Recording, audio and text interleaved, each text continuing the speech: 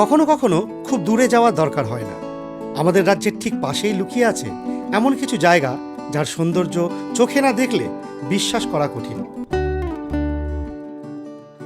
আর এই বর্ষা এলেই সেই জায়গাগুলো যেন নতুন করে প্রাণ ফিরে পায়, যেখানে পাহাড়ের নিস্তব্ধতা ভেঙে বেজে ওঠে মন্দিরের ঘণ্টা। পাহাড়ের বুক চিরে গর্জন করে নামে জল, আবার কোথাও শান্ত স্বচ্ছ লেকের জলে ভেসে ওঠে আকাশের প্রতিচ্ছবি। সবুজে ঢেকে যায় পাহাড়, আর প্রতিটা পথ যেন নিয়ে যায় এক নতুন গল্পের দিকে। আজ আপনাদের নিয়ে যাব শহরের কোলাহল থেকে মাত্র একদিনের ছুটিতে এমনই এক মনোমুগ্ধকর বর্ষার সফরে, যেখানে রয়েছে পাহাড়, ঝর্ণা, শান্ত লেক আর অফুরন্ত প্রাকৃতিক সৌন্দর্য। চলুন শুরু করা যাক আজকের এই বর্ষা ভেজা অভিযানের গল্প।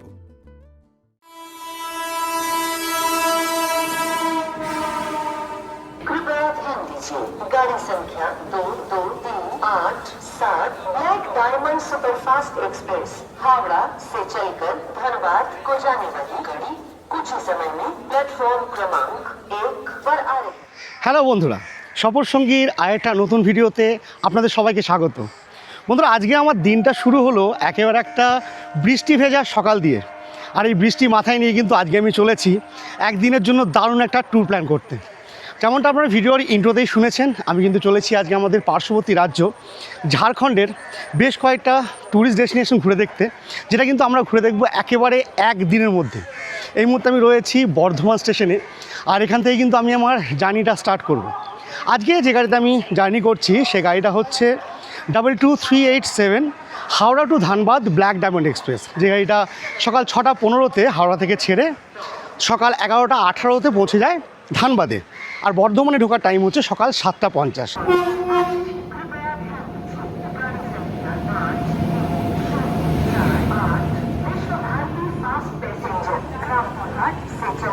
हावड़ा को जाने वाली कुछ ही समय में प्लेटफॉर्म क्रमांक 5 पर आ रही है। May I have your attention, please? गाड़ी संख्या 3838 वर्धमान हावड़ा लोकल एयरपोर्ट है। वर्धमान हावड़ा सकाल 8।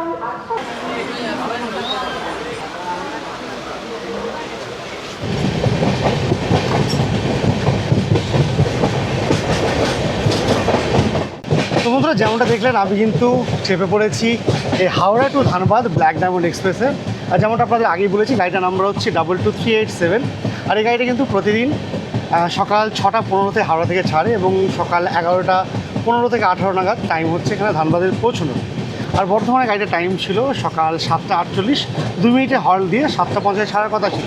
তবে গাড়িটা কিন্তু কিছুটা লেট করেছে, তো মোটামুটি 10 মিনিটের মতো লেটেই আবার এখান থেকে ছাড়লো, এখন এগিয়ে চললো। আর গাড়িটা কিন্তু প্রচুর স্টপেজ রয়েছে এবং গাড়িটা হাওড়া থেকে ধানবাদ পৌঁছতে টাইম নিয়ে কিন্তু 5 ঘন্টার ওপরে। তো আপনারা যদি এই গাড়িটা অ্যাভয়েড করতে চান, দেখুন আমার উপায় ছিল না, কারণ আমার অন্যান্য যে গাড়িগুলো যেটা আপনার হাওড়া থেকে 6:05-এ ছাড়ে, হাওড়া রাঁচি শতাব্দী এক্সপ্রেস কিংবা আপনার হাওড়া গয়া যে বন্দে ভারত রয়েছে, সে সমস্ত গাড়িগুলো কিন্তু বর্ধমানে স্টপেজ নেই। তার জন্য আমাকে বাধ্য হয়ে কিন্তু এই গাড়িটা ধরতে হয়েছে। তো আপনারা যদি ভাবেন যে না আমরা সকাল সকাল পৌঁছে যাবো, 9টা 9:30-র মধ্যে পৌঁছে যাবো, তাহলে কিন্তু আপনাদের আগের গাড়িগুলো ধরতে হবে। আর না হলে যদি এটাতে যেতে চান এটাতে যেতে পারেন, তবে এটাতে হলে কী হবে, আপনারা কিন্তু একদিন যদি স্টে করেন তাহলে খুব ভালো হয়।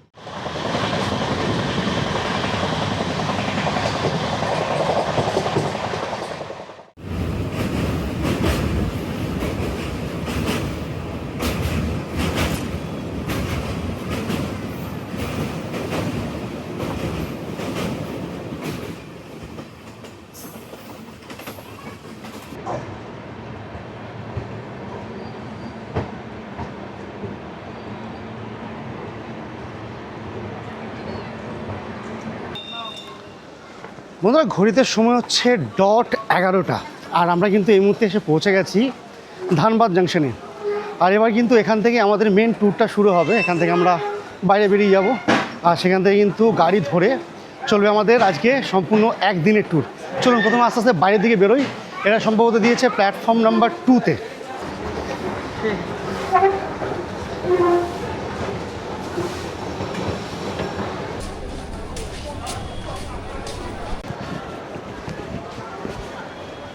তো বন্ধুরা, বেরিয়ে এসেছি স্টেশন থেকে।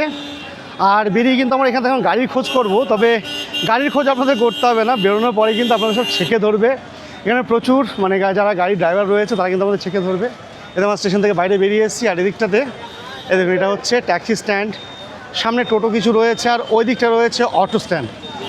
এইগুলোর মধ্যে একটা কথা বলবো, দেখি আমরা আইদার এই গাড়িতে যাব, 4 চাকায় যাবো, আর না হলে কিন্তু অটোতে যাব।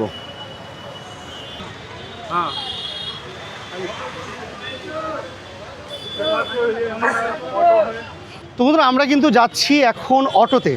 সামনে 4 চাকাগুলো রয়েছে, আমরা কিন্তু ওখানে রেট যা বলছিল 2500 এবং 2700, 2500 টাকা বলছিল নন এসি, আর এসি চালিয়ে 2700।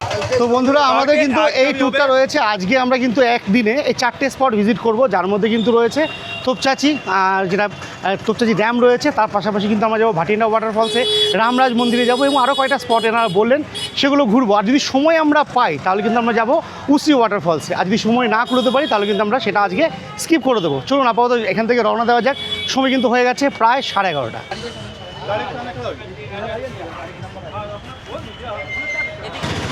বন্ধুরা গাড়ি কিন্তু আমাদের বিফোর টাইম ঢুকিয়ে দিয়েছে ধানবাদ জাংশনে, আর স্টেশন থেকে বেরিয়ে কিন্তু প্রচুর ব্যবস্থা রয়েছে, 4 চাকা গাড়ি রয়েছে, প্রচুর ডিজায়ার গাড়ি রয়েছে, সঙ্গে এই ধরনের অটো রয়েছে।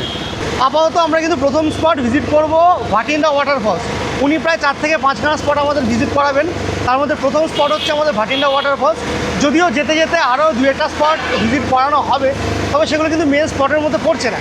তাই আমাদের প্রথম যে স্পটটা হবে সেটা হচ্ছে ভাটিন্ডা ওয়াটারফলস, আর যেটা ডিস্টেন্স এই ধানবাদ স্টেশন থেকে রয়েছে প্রায় 17 কিলোমিটার।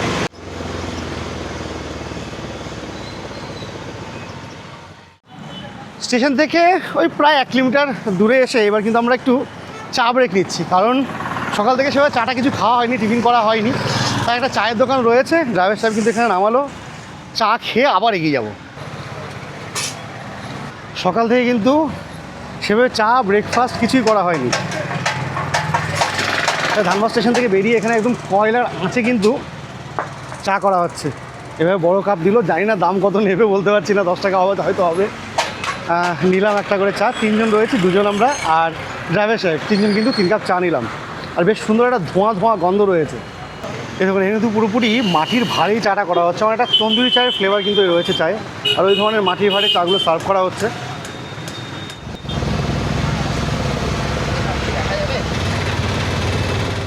আচ্ছা, যেমনটা বলেছিলাম আমরা চলেছি এখন ভাটিন্ডা ওয়াটারফলসের দিকে। তারাই কিন্তু এখানে কয়েকটা জায়গা এনারা ঘুরিয়ে দেখান, তার মধ্যে রয়েছে কয়লা খাদান। আর আপনারা জানেন ধানবাদ কিন্তু কয়লা উত্তোলনের জন্য বিখ্যাত, আর এখানে কিন্তু প্রচুর এরকম খাদান রয়েছে। আপনাদের দেখাই জায়গাটা একটু, এই দেখুন এই হচ্ছে খাদানটা, আর দেখতে পাচ্ছেন চারিদিকে কিন্তু একটা ধোঁয়া ধোঁয়া ব্যাপার রয়েছে। আর একদম ঠিক আমার সামনে এখানে রয়েছে কিন্তু এরকম একটা ধোঁয়া ওঠার জায়গা, আর জায়গাটা পুরোপুরি একটা স্মোকি মানে কয়লার একটা গন্ধ বেরোচ্ছে।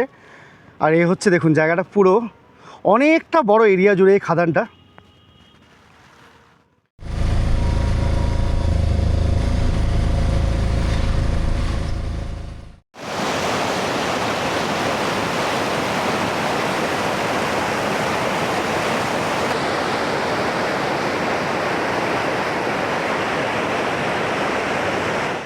ভিডিওতে যতটা সুন্দর দেখেছিলাম তার থেকে অনেক বেশি সুন্দর এই ভাটিন্ডা ওয়াটারফলস।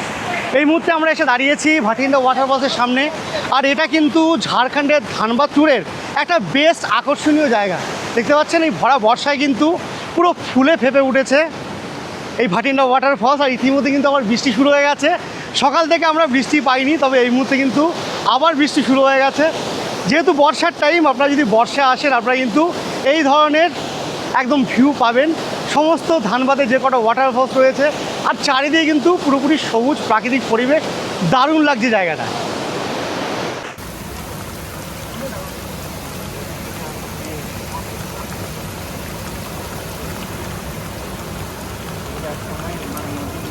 বন্ধুরা দেখলেন পুরোপুরি কিন্তু ভিজে স্নান করে নিয়েছি বৃষ্টিতে, আর ওপরে কিছু শেডে ছিল যেখানে আমরা কিন্তু অনেকে দাঁড়িয়েছিলাম, দাঁড়িয়ে কিছুটা টাইম কাটিয়ে আবার চলে এসেছি এখন একদম ঝর্ণার সামনে। আসলে এতটাই ভালো লাগছে যেখান থেকে যেতে ইচ্ছে করছে না, খুব সুন্দর এই ওয়াটারফলসটা।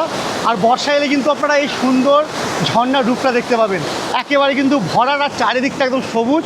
ওপরের দিকটা দেখতে পাচ্ছেন পুরোপুরি কিন্তু পাহাড়ের রেঞ্জ, আর তারই মাঝে এই ভাটিন্ডা ওয়াটারফলস। আপনারা কিন্তু এই বর্ষায় 1 দিন বা 2 দিনের প্ল্যান করে এই ধানবাদে এসে এই ওয়াটারফলসটা অবশ্যই ভিজিট করতে পারেন। তো চলুন এবার কিন্তু আস্তে আস্তে আমরা চলে যাবো আমাদের নেক্সট স্টপের দিকে, কারণ এরপরে কিন্তু আমাদের সাথে সময় খুবই কম, কারণ আমরা একদিনের মধ্যেই সমস্ত জায়গাগুলো ঘুরে কিন্তু আমরা আবার ফেরত যাবো আজকে আমাদের গন্তব্যে। তো চলুন এই সুন্দর ঝর্ণাটাকে বিদায় জানিয়ে এবার চলে যাচ্ছি আমরা আমাদের পরবর্তী গন্তব্যে।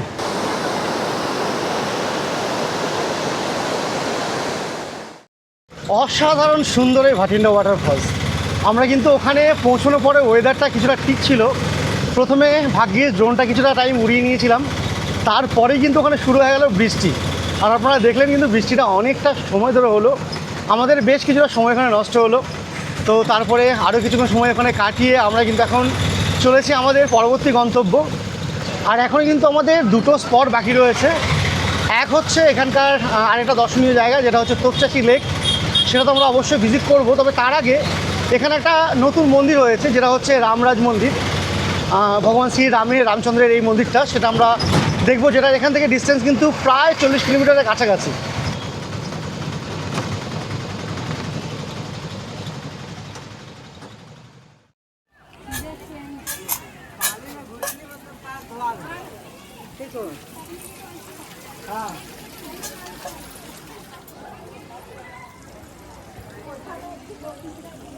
তো এই মুহূর্তে আমরা এসে পৌঁছে গেছি আমাদের ধানবাদ ট্যুরের আরও একটি দর্শনীয় স্থান, রামরাজ মন্দির।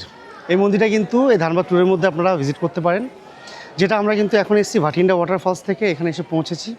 তোপচাচি যাওয়ার পথে আপনারা কিন্তু এই মন্দিরটা ভিজিট করতে পারেন। খুব সুন্দর একটা ভগবান শ্রী রামচন্দ্রের মন্দির রয়েছে, আর বেশ অনেকটা বড় এরিয়া জুড়ে কিন্তু এই মন্দিরটা।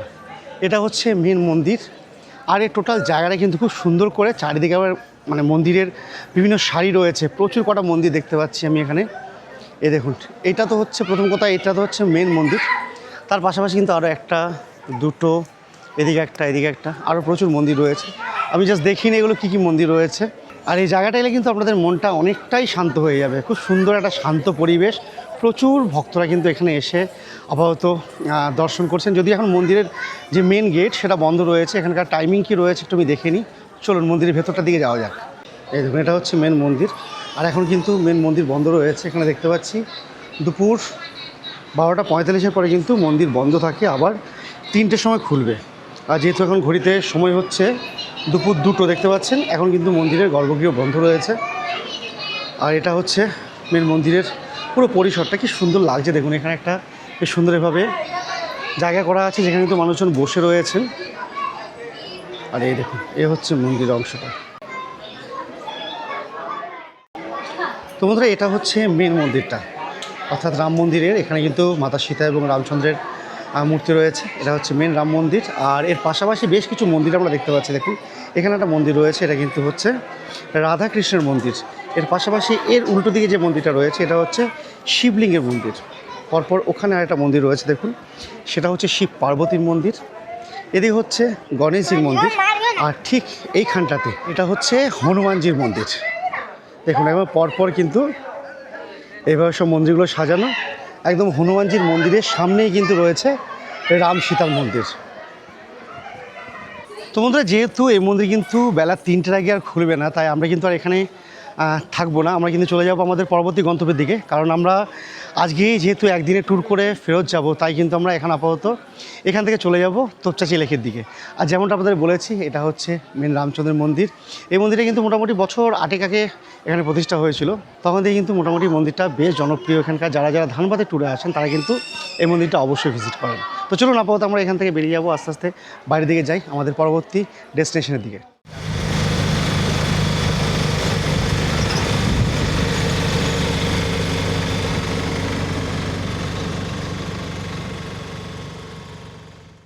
রামরাজ মন্দির দর্শন করে এবার কিন্তু আমরা চললাম আমাদের এই ট্যুরের আজকের দিনের মতো শেষ ট্যুর মানে স্পট ভিজিট করতে, সেটা হচ্ছে তোপচাচি লেক, যেটা কিন্তু এই রামরাজ মন্দির থেকে প্রায় 25 কিলোমিটার মতো ডিস্টেন্স রয়েছে। সময় লাগবে 45 মিনিট থেকে 50 মিনিটের মতো।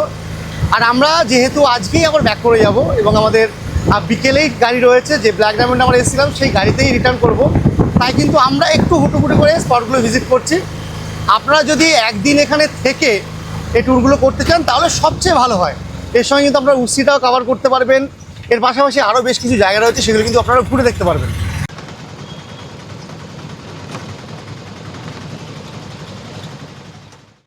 মুহূর্তে আমরা এসে পৌঁছে গেছি এই ট্যুরের আমাদের শেষ স্পট তোপচাঁচি লেক। আর এই লেকটা কিন্তু অনেকটা বড় জায়গা জুড়ে রয়েছে। আর এখানে কিন্তু মেনলি এটা কিন্তু একটা পিকনিক স্পট, মানে শীতের সময় তো অবশ্যই প্রায় সারা বছরে কিন্তু মানুষজন পিকনিক করতে আসে। আর এই টাইমে মানে এই বর্ষার টাইমে এই যে লেকটা আছে সাইডটা কিন্তু একদম পুরোপুরি সবুজে ভরে আছে। দেখায় আপনাদের জায়গাটা একটু। এই হচ্ছে তোপচাঁচি লেক, এই সামনে এটা। আর এখানে একটা এবার ব্রিজের মতো করা আছে। আর ওই দূরে পেছনে যেটা দেখতে পাচ্ছেন এটা কিন্তু হচ্ছে পরেশনাথ পাহাড়। যদিও এখান থেকে আজকে মেঘলা বলে দেখুন পুরোপুরি জায়গাটা দেখা যাচ্ছে না। পেছনে যে পাহাড়টা রয়েছে সেটা কিন্তু পরেশনাথ পাহাড়। এবং আপনাদের জুম করে একটু আমি দেখাই, এখানে কিন্তু রয়েছে একবারে পরেশনাথের যে মন্দির রয়েছে উপরের, সে মন্দিরটা কিন্তু এখান থেকে স্পষ্টভাবে দেখা যায়। দেখুন কি অসাধারণ সুন্দর লাগছে, একবারে শান্ত নিরিবিলি পরিবেশ, দুর্দান্ত একটা সময় কাটানোর জায়গা। বিশেষ করে বিকেলের দিকে যদি আপনারা এখানটা আসেন কিন্তু একটা খুব সুন্দর সময় কাটাতে পারবেন। অনেকটা লম্বা রয়েছে, এদিকটাতে মানুষজন হেঁটে যাচ্ছে। চলুন আস্তে আস্তে আমরা একটু যাই।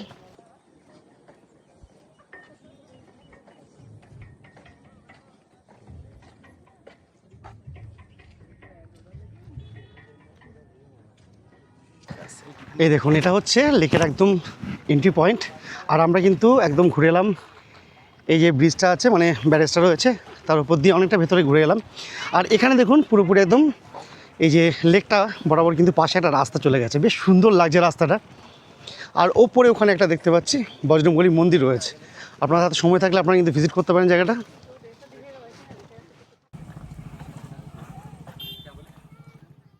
এবার কিন্তু আমরা চলে এসেছি আমাদের মহানায়ক উত্তম কুমারের বাড়ির সামনে। এই বাড়িটা একটা যেটা দেখাচ্ছি আপনাদের এখন, যে বাড়িটা আপনাদের দেখাবো, এই বাড়িটা কিন্তু ছিল আমাদের মহানায়ক উত্তম কুমারের। এবং বর্তমানে যদিও ওটা হ্যান্ড ওভার হয়ে গেছে, উনি বিক্রি করে দিয়েছেন, এখন অন্য মালিকানার হাতে বাড়িটা চলে গেছে। তারপরে কিন্তু তার স্মৃতির উদ্দেশ্যে কিন্তু এই বাড়িটাকে এখনও উত্তম কুমারের বাড়ি নামেই পরিচয় করানো হয়। এই দেখুন এটা হচ্ছে মহানায়ক উত্তম কুমারের বাড়ি। এখন মেন গেটটা বন্ধ রয়েছে, তাই আমরা কিন্তু সাইড থেকে আপনাদের দেখাচ্ছি। ওই যে বাড়িটা দেখতে পাচ্ছেন এটা হচ্ছে মহানায়ক উত্তম কুমারের বাড়ি, যেটা রয়েছে একদমই তোপচাঁচি লেকের জাস্ট পাশেই। তো বন্ধুরা এই ছিল আজকে আমাদের ওয়ান ডে ট্যুর। অর্থাৎ ওয়ান ডে ট্যুরে আমরা কিন্তু আমাদের পার্শ্ববর্তী রাজ্য ঝাড়খণ্ডের ধানবাদের বেশ কিছু ভালো ভালো স্পট ভিজিট করার চেষ্টা করলাম। যদিও আজকে কিন্তু আমরা আরও অনেক কটা জায়গায় যেতে পারতাম, তবে সেক্ষেত্রে আমাদের পরবর্তী মানে সন্ধ্যে কিংবা রাতের দিকে ট্রেন ধরতে হতো। তবে সেক্ষেত্রে কিন্তু আমাদের পরবর্তীকালে আমাদের মানে ঘরে যেতে বাড়ি যেতে কিন্তু সমস্যা হয়ে যেত। তার জন্য আমরা যে ব্ল্যাক ডায়মন্ড এক্সপ্রেসে এসেছিলাম সেই গাড়িতেই ফিরে যাব। তাই কিন্তু একদমই শর্ট টাইম, প্রায় 5 ঘন্টা টোটাল আমাদের জার্নি টাইম ছিল, ঘোরার টাইম ছিল। তার মধ্যে কিন্তু আমরা ব্যাক করে যাব। আপাতত শেষ স্পট আমাদের তোপচাঁচি লেক, এখানে আমরা এসে বেশ কিছু সময় কাটলাম। আর বেশি কিন্তু সময় কাটানোর উপায় নেই, কারণ আমাদের ফিরে যেতে হবে। লেকটা দুর্দান্ত আপনারা দেখলেন। না তার পাশাপাশি আজকে আমরা যে কটা জায়গায় ভিজিট করলাম তার মধ্যে কিন্তু ভাটিন্ডা ওয়াটারফলস কিন্তু one of the best point ছিল। আর বৃষ্টি আমাদের একটু ওখানেই ডিস্টার্ব করেছে, বাদবাকি কিন্তু মনসুনে আপনারা যদি আসেন হয়তো বৃষ্টি পেতে পারেন, সেক্ষেত্রে একটু সমস্যা হতে পারে। বাদবাকি কিন্তু এখনকার ওয়েদার দুর্দান্ত মনোরম, 28 ডিগ্রির মতো টেম্পারেচার চলছে এখানে। তো যাই হোক আজকে কিন্তু আমার এই ভিডিওটা আমি এখানেই শেষ করব। এবার কিন্তু আস্তে আস্তে আমরা চলে যাব এখান থেকে সরাসরি ধানবাদ। এই ট্রিপে আমাদের গাড়ি ভাড়া পড়েছিল 1400 টাকা। আমরা দুজন ছিলাম, তাই জনপ্রতি 700 টাকা করে গাড়ি ভাড়া এবং অন্যান্য আনুষঙ্গিক মিলে মোট 1000 টাকায় আমরা কমপ্লিট করেছিলাম আমাদের এই একদিনের মনসুন ট্রিপ। তো আজকের ভিডিও আপনাদের কেমন লাগলো জানাবেন। আর এমন আরও বাজেট ফ্রেন্ডলি ট্রাভেল ভিডিও দেখতে এখনই আমাদের চ্যানেলটাকে সাবস্ক্রাইব করুন। আর যদি ভিডিওটা ভালো লাগে তবে অবশ্যই একটা লাইক করুন। দেখা হচ্ছে আমার পরবর্তী ভিডিওতে। ততক্ষণ সবাই ভালো থাকবেন, সুস্থ থাকবেন, টাটা।